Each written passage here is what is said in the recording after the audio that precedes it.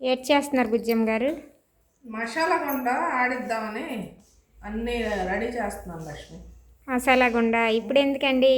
ఏటేటి చేస్తారు మసాలా గుండలోన? ఇప్పుడు ఏం చేస్తున్నారు? ఇప్పుడు మసాలా గుండ చేసి పిల్లలిద్దరికి కట్టడానికి మాట.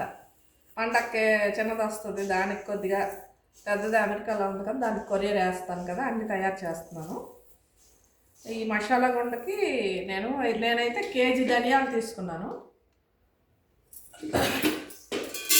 కేజీ ధనియాలకి పావు కేజీ జీలకర్ర, ఒక 100 గ్రాములు ఆవాలు, ఒక 50 గ్రాములు మిరియాలు, ఒక 50 గ్రాములు సోంపు. ఇవన్నీ నేనేమో కొంచెం పొయ్యి మీద ఎక్కువసేపు కాదు, కొద్దిగా వేడి చేసుకున్నట్టుగా చేసుకుంటే చాలు. అవన్నీ చేసి వేపాను. ఇదిగో ఇవన్నీ ఈ గరం మసాలా అన్నమాట.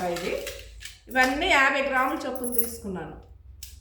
లవంగాలు, చెక్క, పువ్వు, మరాఠీ మొగ్గ, యాలకులు, జాపత్రి, ఇవన్నీ ఒక్కొక్కటి 50 గ్రాముల చొప్పులు తీసుకొని ఇవి సగం సగం చేశాను అనమాట. 25 గ్రాములు అయితే ఇందులో వేసి ఆడిస్తాను, 25 గ్రాములేమో ఉత్తిది మసాలా చేస్తాను. ఇదేమో బిర్యానీకి బాగుంటుంది, చాలా బాగుంటుంది బిర్యానీకి వేసుకోవడానికి. అందుకు ఇది ఉత్తివి 25 గ్రాములు ఆడిస్తాను, అన్నీ కలిపి ఒక 25 గ్రాములు చెప్పి ఇందులో వేసి ఆడించేస్తాను. ఈ మసాలా అయితే వెజ్కి కానీ నాన్ వెజ్కి కానీ దేనికైనా చాలా బాగుంటుంది ఈ మసాలా పౌడర్.